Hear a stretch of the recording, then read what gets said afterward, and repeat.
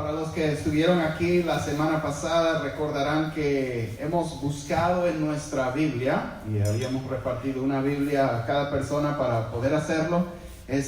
Habíamos buscado dónde comienza lo que se conoce como el Nuevo Testamento, que empieza detallando el nacimiento y la vida, ministerio de Jesús, y luego lo que ocurrió después y las cartas a la iglesia y a las iglesias después. Y nos dimos cuenta que si dividimos la Biblia en el Nuevo Testamento, lo que pasó cuando vino Jesús y lo que ocurrió antes de que viniera Jesús, como ustedes pueden observar, más de 3/4 de la Biblia fue escrita antes de que viniera Jesús. O sea, más del 75% de lo que Dios hizo y lo que Dios habló a la vida de los hombres ocurrió antes de que viniera Jesús, antes del Nuevo Testamento.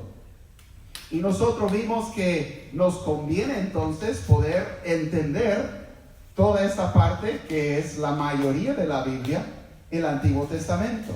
Nosotros vimos que para entender el Nuevo Testamento es necesario entender el Antiguo Testamento. Cuando hablamos de Nuevo Testamento, Antiguo Testamento, la palabra testamento en ese sentido es el mismo que pacto. O sea, el Nuevo Pacto y el Antiguo Pacto. Los que han observado alguna vez la Santa Cena en una iglesia, de repente han escuchado cuando Jesús dijo a sus discípulos: esta copa es el nuevo pacto en mi sangre.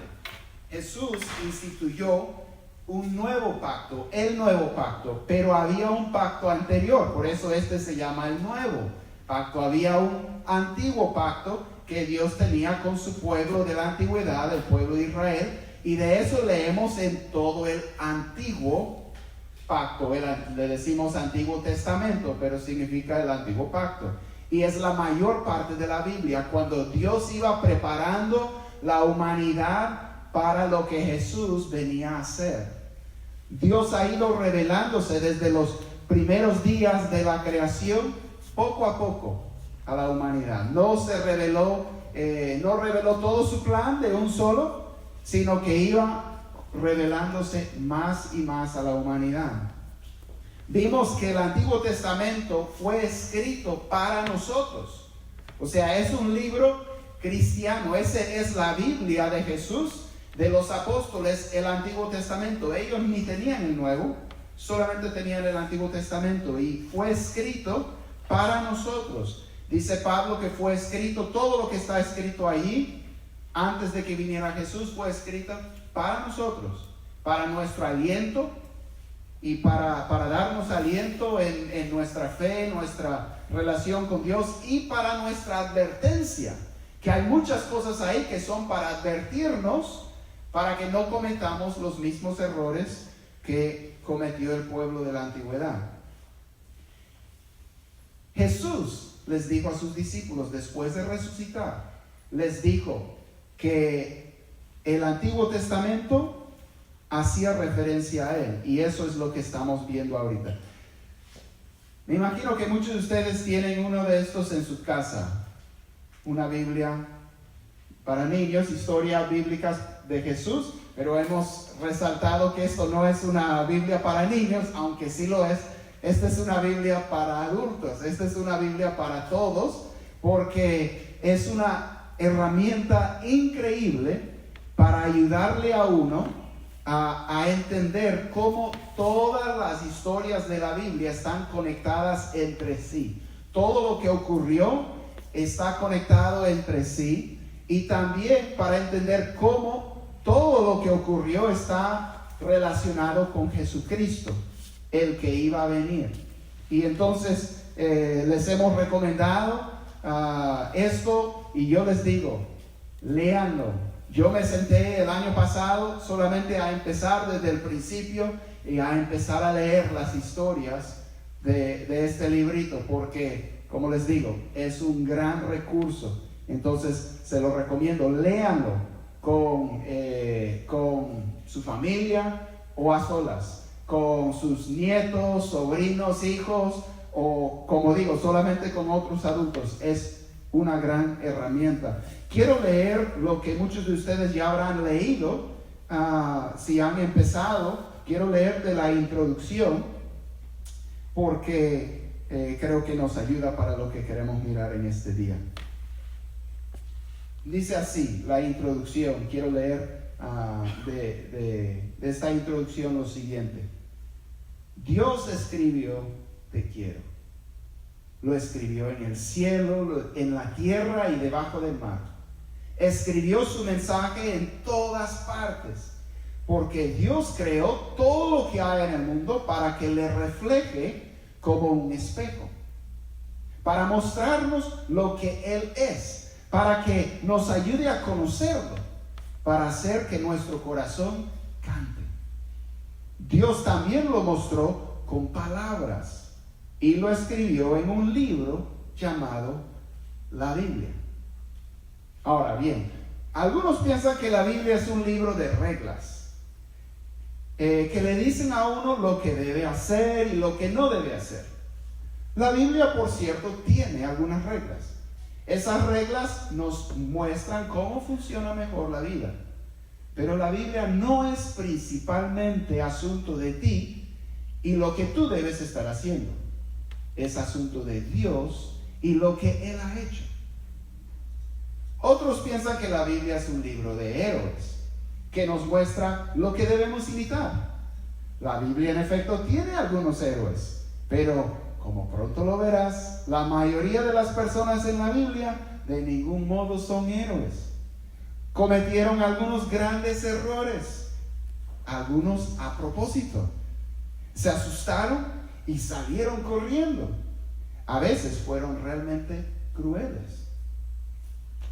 No, la Biblia no es un libro de reglas, ni un libro de héroes. La Biblia es principalmente una historia, un relato. Es una historia de las aventuras de un joven héroe que viene de un país lejano para recuperar su tesoro perdido. Es una historia de amor acerca de un príncipe valiente que deja su palacio, su trono, que deja todo para rescatar a la persona que ama. Es como el cuento de hadas más maravilloso que se ha hecho realidad. Como ves, lo mejor de esta historia es que es verdad. Hay muchas historias en la Biblia, pero todas las historias cuentan un relato grande. La historia de cómo Dios ama a sus hijos y viene para rescatarlos. Se necesita toda la Biblia para contar esta historia, que se centra en un bebé. Toda historia de la Biblia dice su nombre. Él es como la pieza que falta en un rompecabezas, la pieza que pone a todas las demás en su lugar. Y de repente se puede ver un cuadro hermoso. No es un bebé ordinario. Este es el niño de quien depende todo en el mundo. Este es el niño que un día, pero espera. Nuestra historia empieza donde empiezan todos los buenos cuentos, en el comienzo mismo. Y ahí vamos hoy día, al comienzo mismo de la gran historia de Dios. Vamos a empezar en la primera página de la Biblia y en las primeras páginas, y vamos a ver el principio de la historia. El principio de la historia. La historia cuenta un solo relato de principio a fin, y eso lo veremos en este día. Empieza con la creación del mundo, luego la caída de la humanidad y el plan de Dios y la obra de Dios para redimir a la humanidad y luego para restaurar todas las cosas. Lo podemos resumir así, ese relato grande: creación, caída, redención, restauración. Y lo que vamos a ver hoy día abarca todas esas partes: la creación y la caída, la promesa de la redención y por lo tanto la restauración. Todo comienza en un jardín, en un huerto, y todo termina en un jardín, en un huerto. Vamos a empezar en Génesis capítulo 1 y los primeros versículos de la Biblia. Y dice lo siguiente: Dios en el principio creó los cielos y la tierra. La tierra era un caos total. Las tinieblas cubrían el abismo y el Espíritu de Dios iba y venía sobre la superficie de las aguas. Y dijo Dios: que exista la luz. Y la luz llegó a existir. Dios consideró que la luz era buena y la separó de las tinieblas. A la luz la llamó día y a las tinieblas noche. Vino la noche y llegó la mañana. Ese fue el primer día. Y así sucesivamente, cada día Dios va creando más cosas solamente hablando. Él dice que haya animales sobre la tierra, que haya animales en el mar, que haya árboles, y cuando Él habla, existen. Él crea el universo con su palabra. 6 días relata el primer capítulo de Génesis de la creación. El sexto día, Dios hace algo diferente. Dios, el sexto día, dice lo siguiente: todo lo que ha creado solamente hablando. Y luego Él dice en el versículo 26: y dijo: hagamos al ser humano a nuestra imagen y semejanza, que tenga dominio sobre los peces del mar y sobre las aves del cielo y sobre los animales domésticos, sobre los animales salvajes, sobre todos los reptiles que se arrastran por el suelo. Y Dios creó al ser humano a su imagen. Lo creó a imagen de Dios.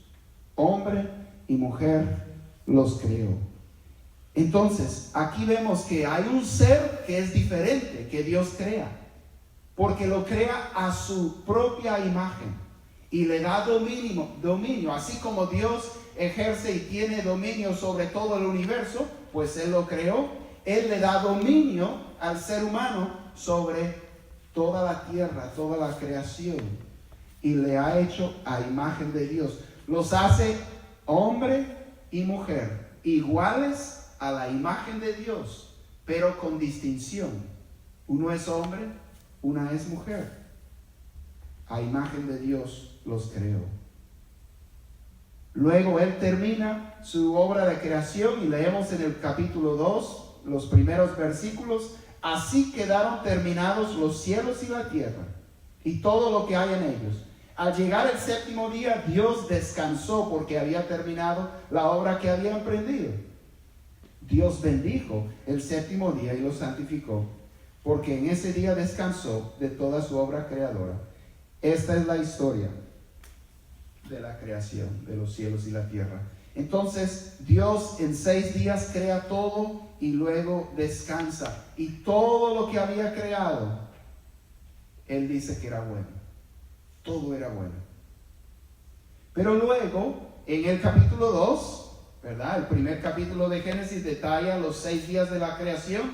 Luego, el capítulo 2 hace zoom y mira ese séptimo día y la creación del hombre, y detalla cómo ocurrió la creación del hombre. Entonces vuelve al séptimo día y a ese momento donde Dios dijo: hagamos al ser humano a nuestra imagen. Y vamos a ver que todavía más se distingue el ser humano de todo lo demás de la creación de Dios. No solamente Dios le ha hecho a su imagen, no solamente Dios te ha hecho a su imagen, sino que es más. En el versículo 7 del capítulo 2 dice: y Dios el Señor formó al hombre del polvo de la tierra y sopló en su nariz hálito de vida, y el hombre se convirtió en un ser viviente. A nosotros, al ser humano, Dios no habló. Él no dijo que haya hombres y mujeres sobre la faz de la tierra. No, Él nos formó del polvo de la tierra. Él nos está moldeando como un escultor. Hay una intimidad, una relación. Él nos hace a su imagen y Él nos forma.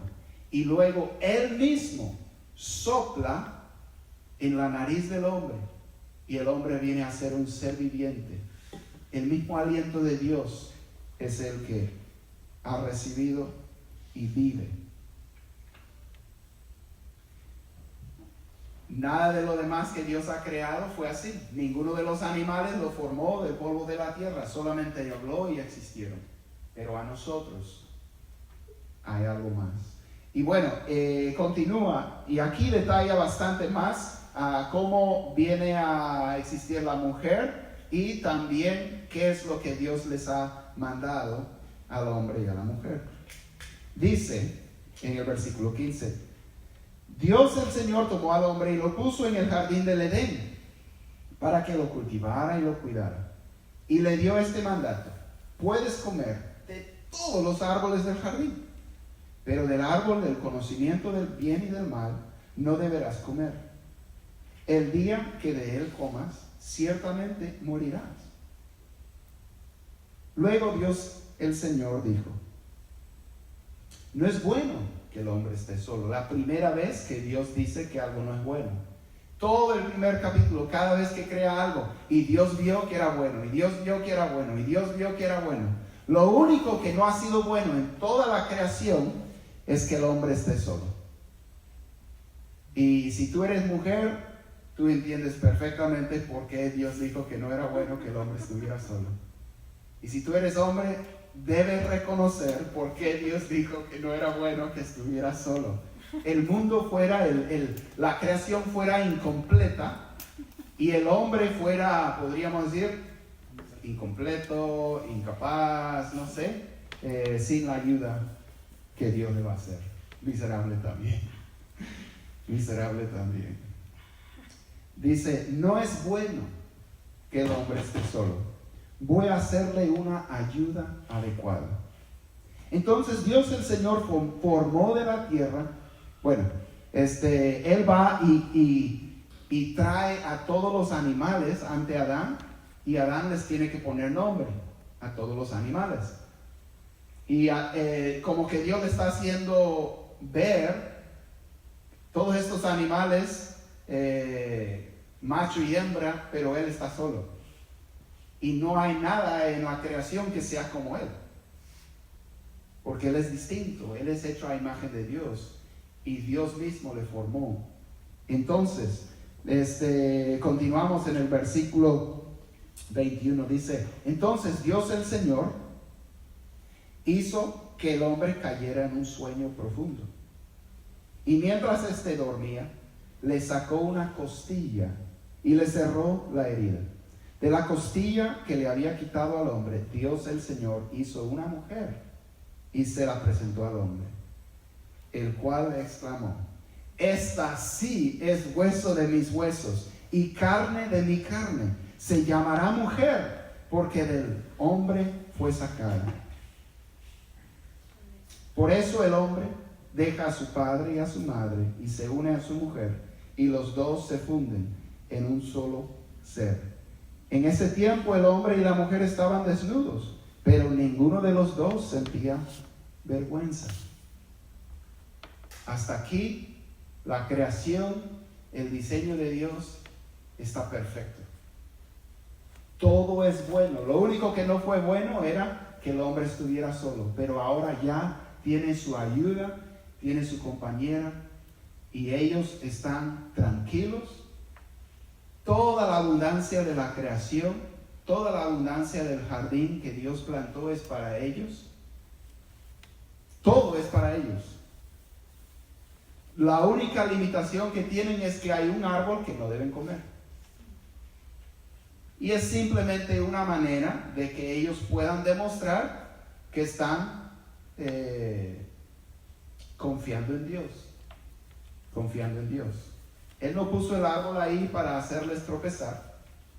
Él puso el árbol ahí para que ellos pudieran decir: Dios, gracias, confiamos en ti, tú eres bueno, nos has dado todo y nos has advertido del peligro de comer de este árbol. Gracias por advertirnos para que no vayamos a comer eso y tengamos consecuencias. Gracias porque eres bueno, nos amas, nos das todo. Pero ¿qué pasa? ¿Qué pasa?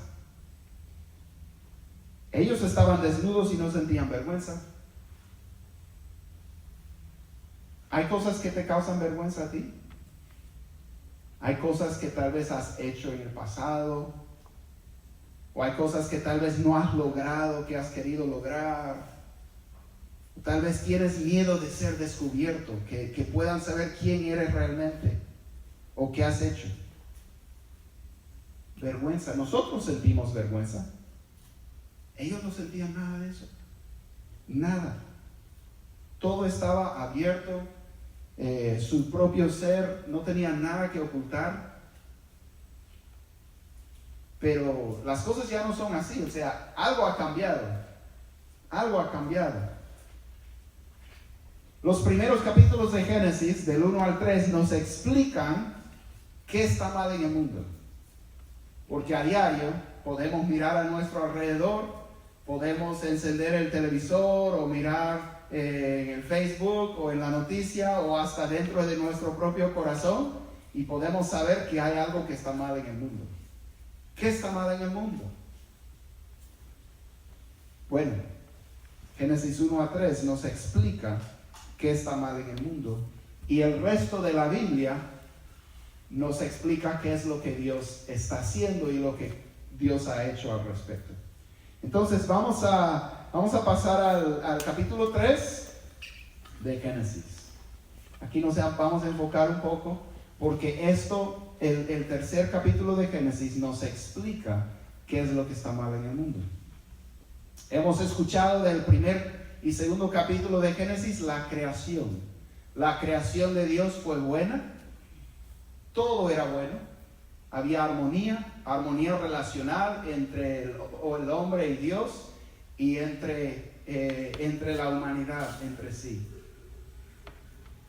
Pero algo pasó. La caída. Génesis capítulo 3, empezando en el primer versículo, dice así: la serpiente era más astuta que todos los animales del campo que Dios el Señor había hecho, así que le preguntó a la mujer: ¿es verdad que Dios les dijo que no comieran de ningún árbol del jardín? ¿Podemos comer del fruto de todos los árboles?, respondió la mujer. Pero en cuanto al fruto del árbol que está en medio del jardín, Dios nos ha dicho: no coman de ese árbol ni lo toquen, de lo contrario morirán. Pero la serpiente le dijo a la mujer: no es cierto, no van a morir. Dios sabe muy bien que cuando coman de ese árbol se les abrirán los ojos y llegarán a ser como Dios, conocedores del bien y del mal.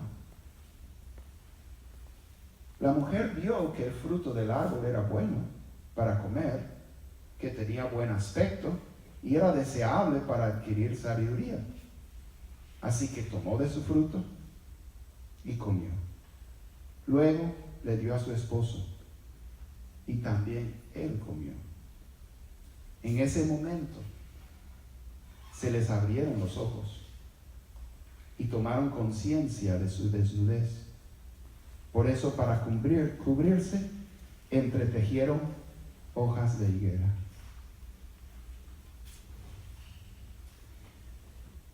Dios les había dado todo, pero esta serpiente viene y les pone la duda, les pone la tentación, y en lugar de decir: no, Dios nunca nos ha fallado, Dios nos ha dado todo lo que vemos, todo lo que tenemos, déjame ir a preguntar a Dios otra vez. No, ellos escogen comer, hacer lo que Dios les dijo. La única cosa que Dios les había dicho que no hicieran, escogieron hacer. Y dice: cuando el día comenzó a refrescarse, oyeron el hombre y la mujer que Dios andaba recorriendo el jardín. Entonces corrieron a esconderse entre los árboles para que Dios no los viera. Pero Dios el Señor llamó al hombre y le dijo: ¿dónde estás?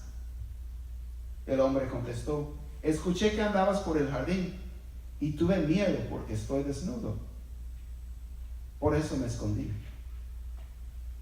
¿Y quién te ha dicho que estás desnudo?, le preguntó Dios. ¿Acaso has comido del fruto del árbol que yo te prohibí comer? Él respondió: la mujer que me diste por compañera me dio de ese fruto y yo lo comí. Entonces Dios, el Señor, le preguntó a la mujer: ¿qué es lo que has hecho? La serpiente me engañó y comí, contestó ella. Y ya vemos cosas que, ¿verdad? Cuando decía estaban desnudos y no avergonzados, decimos, bueno, eso es curioso, porque nadie de nosotros experimenta lo mismo, a no ser fuera del matrimonio. Pero ellos sí, no tenían vergüenza de nada. Pero ahora sienten vergüenza. Sienten vergüenza. Ahora empiezan a esconder, a ocultar cosas, a esconderse de Dios para que Dios no los vea. También empiezan a echar culpa. No, no es mi culpa, es culpa de ella. No, no es mi culpa, es culpa de la serpiente. Entonces están empezando a tratar este problema de vergüenza y de culpa que llevan, entretejiendo hojas de higuera para tratar de taparse, pero no funciona muy bien. Echando culpa a otros, ocultando su pecado, cosas que creo que todos nosotros podemos identificarnos con esas acciones y actitudes. Por lo menos en mi casa podemos ver eso, que yo tiendo a echar culpa a otras personas en lugar de reconocer mi falta, ¿no? He heredado, obviamente yo soy hijo de Adán, o sea, he heredado esta misma naturaleza.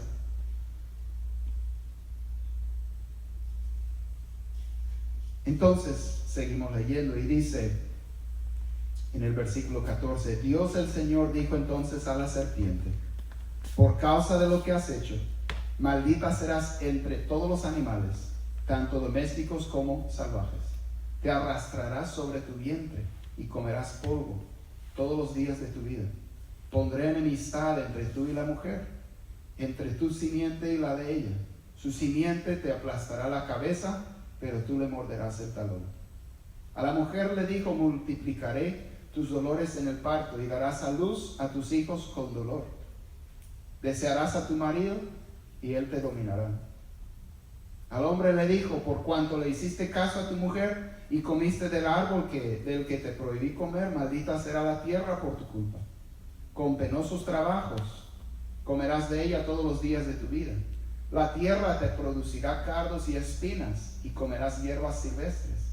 Te ganarás el pan con el sudor de tu frente, hasta que vuelvas a la misma tierra de la cual fuiste sacado, porque polvo eres, y al polvo volverás. Y aquí vemos por qué, en gran parte, por qué hay tanto mal en el mundo. Hasta por qué es difícil el trabajo. El trabajo se ha vuelto muy trabajoso, muy difícil, como que con todo lo que podemos trabajar no alcanza. Si uno trabaja, no importa la industria o la carrera de uno, todos experimentamos que estamos en un mundo que está bajo maldición.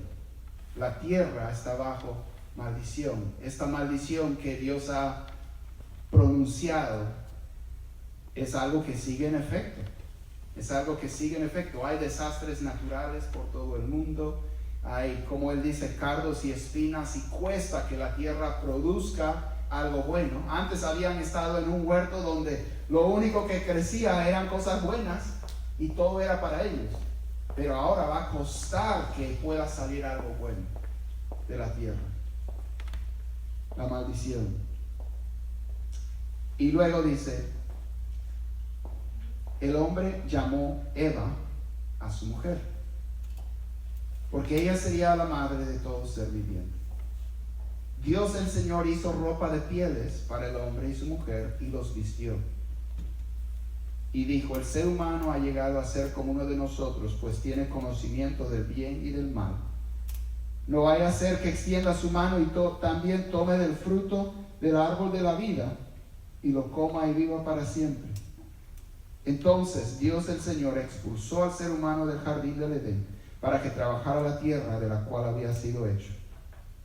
Luego de expulsarlo, puso al oriente del jardín del Edén a los querubines y una espada ardiente que se movía por todos lados para custodiar el camino que lleva al árbol de la vida. Génesis 1 a 3. Estos capítulos son fundamentales para el resto de la historia de la Biblia y la historia de la humanidad. Nos explican qué está mal en el mundo, qué está mal en nosotros, por qué actuamos como actuamos. Nosotros tratando de tratar nuestro problema de culpa, de vergüenza, entretejemos tal vez no textualmente hojas de higuera, pero otras cosas usamos para tapar nuestra vergüenza y culpa. Cosas como tal vez nuestra carrera profesional para mostrar que somos algo, o tal vez nuestra personalidad, una personalidad tosca o una persona cerrada o altiva, mejor que otros, que humilla a los demás para mostrar que es algo. O tal vez el materialismo, que por tener grandes cosas nos sentimos esta vergüenza de que no somos suficientes, de que hay algo que está mal en nosotros.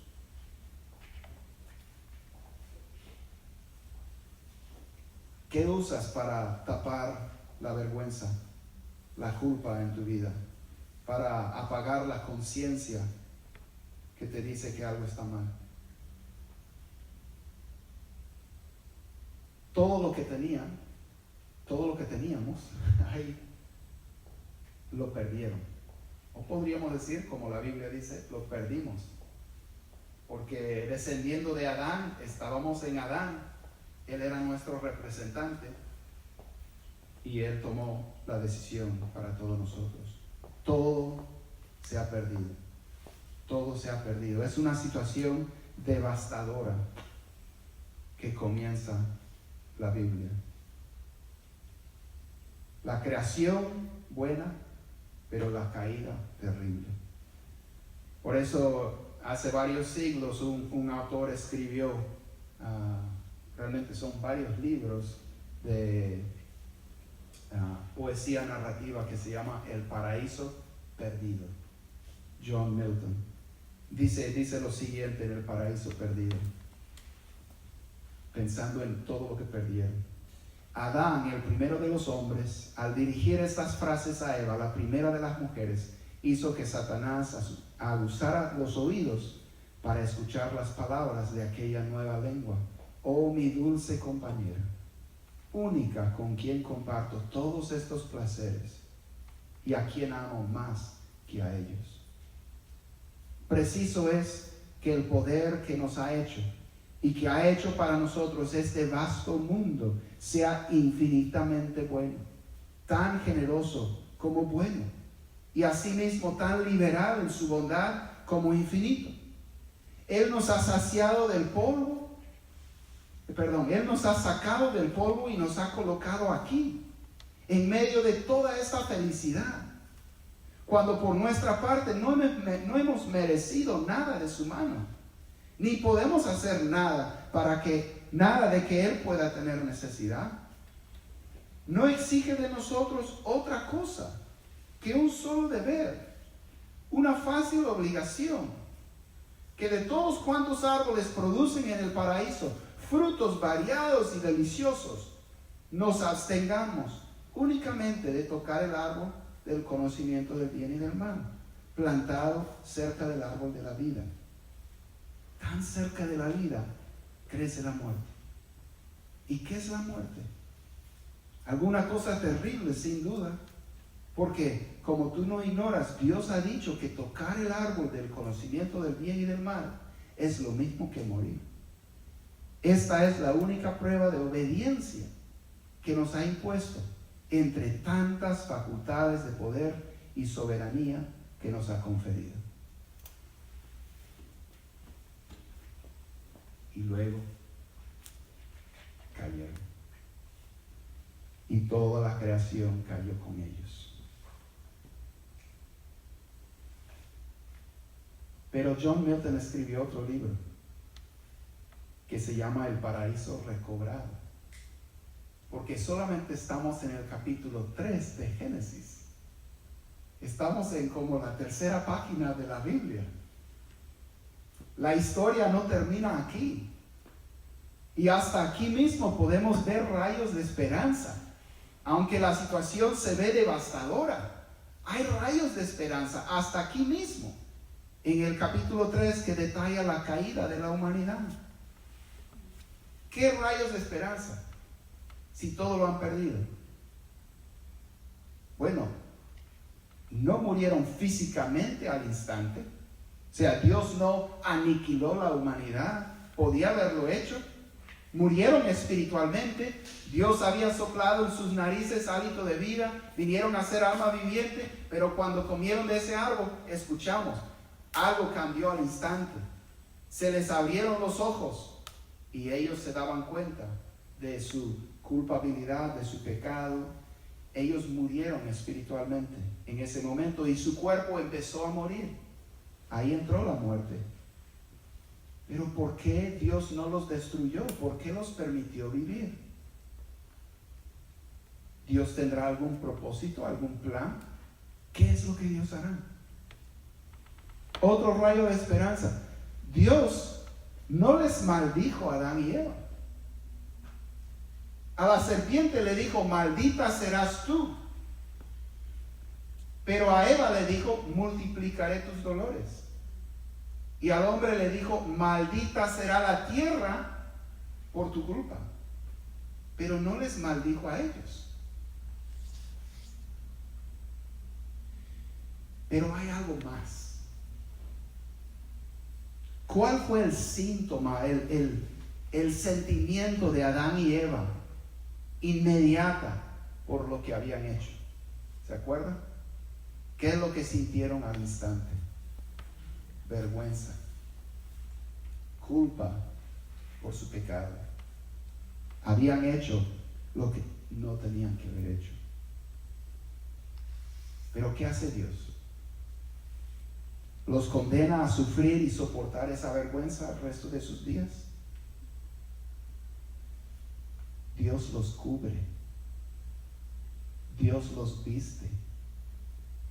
Dios mismo cubre la vergüenza de Adán y Eva. Ellos entretejiendo hojas de higuera, pero Él los viste de pieles. ¿Pero pieles de qué? No había tiendas que ir a comprar. ¿De qué los vistió? De la piel de un animal. Un animal. Un animal tuvo que morir para cubrirlos. Sí.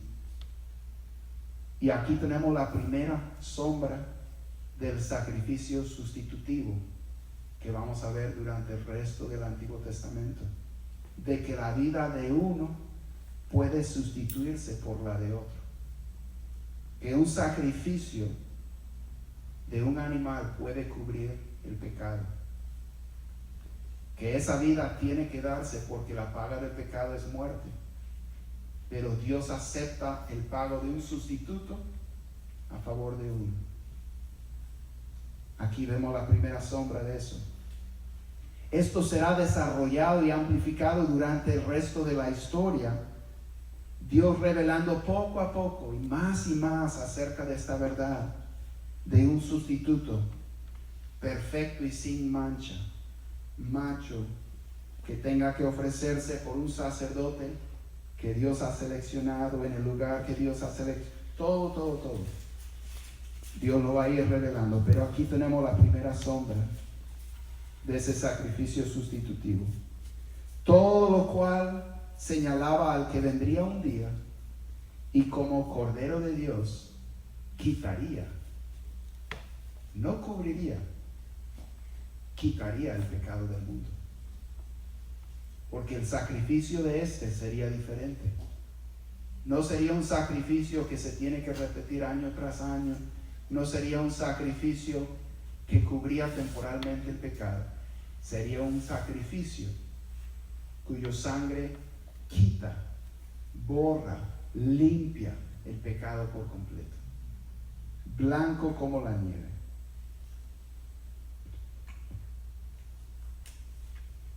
Pero hay más todavía que encontramos aquí. Como ocurre con cierta frecuencia con las profecías del Antiguo Testamento, hay una aplicación directa, pero también una aplicación más distante. O sea, hay algo que es inmediato y la gente lo conoce, lo reconoce, pero hay otro aspecto que va más allá. En la maldición, Dios usó una expresión muy curiosa cuando habló con la serpiente. No sé si la captó. Él habló de la simiente de la mujer que aplastaría la cabeza de la serpiente. Esa expresión, la simiente de la mujer, bíblicamente y biológicamente, no es la manera normal de expresar las cosas. De hecho, no hay otra parte en la Biblia donde se hable de la simiente de una mujer. Ni en la biología, ciencia, no se habla de la simiente, la semilla de una mujer. Siempre es la simiente del hombre. Los teólogos llaman esta declaración el protoevangelio. O sea, la primera declaración del evangelio. La primera vez que se anuncian las buenas nuevas. ¿Por qué? Porque encubierta en esta maldición a la serpiente encontramos una declaración a la persona que usaba ese animal para engañarle a Eva. Una declaración a Satanás mismo. Como el último libro de la Biblia lo describe, Apocalipsis 12, versículo 9, le describe de esta manera.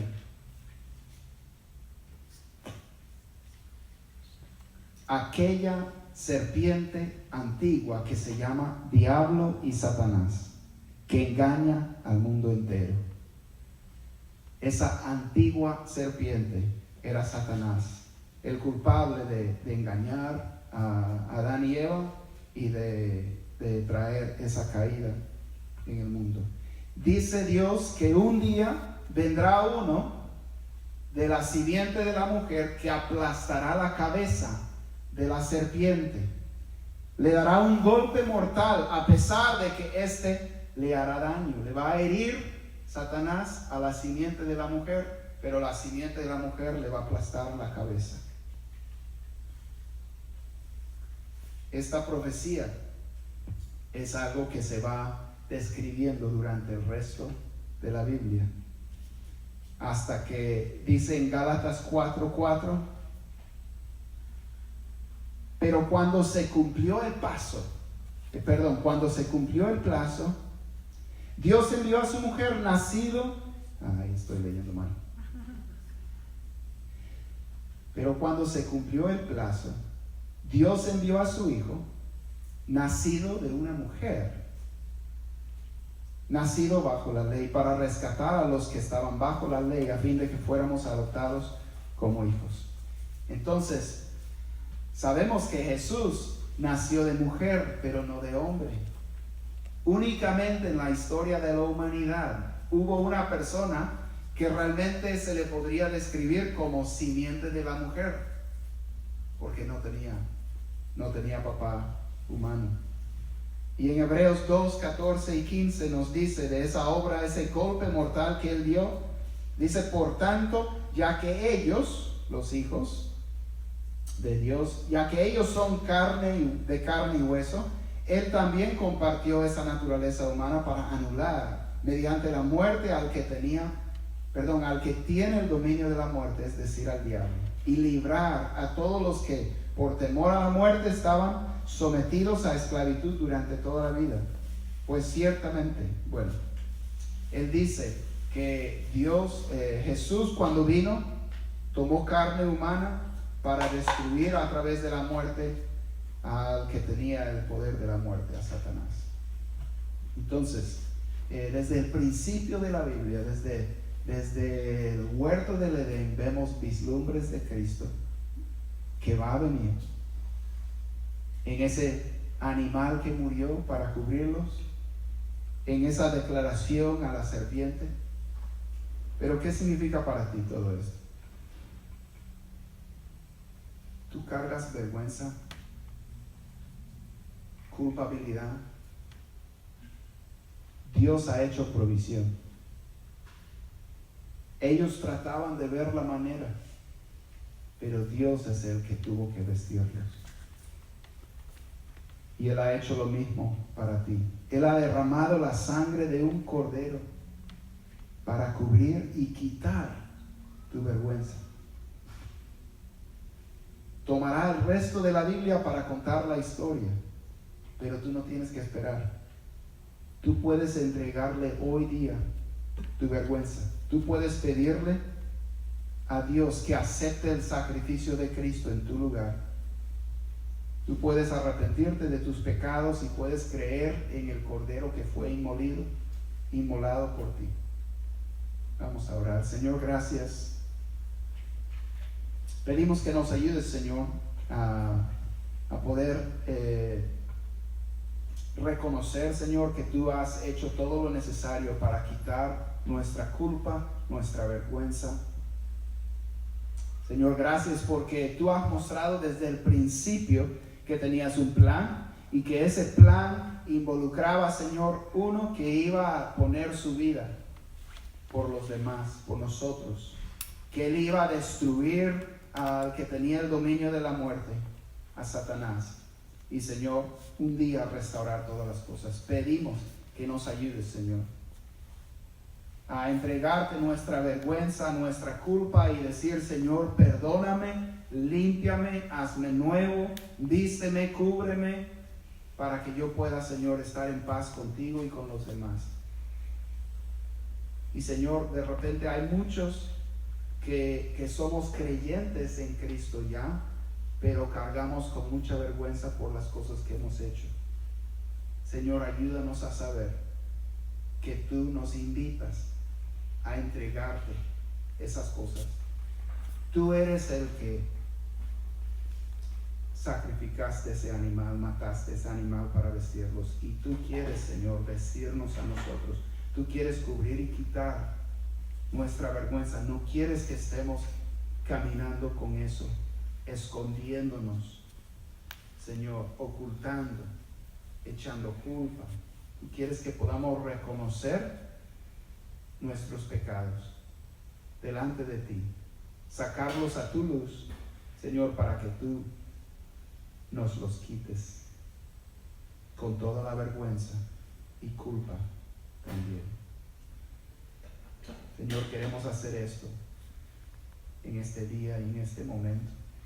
Queremos entregarte, Señor, las cosas que nos cargan, que nos pesan, que nos molestan. Nosotros somos los culpables, Señor.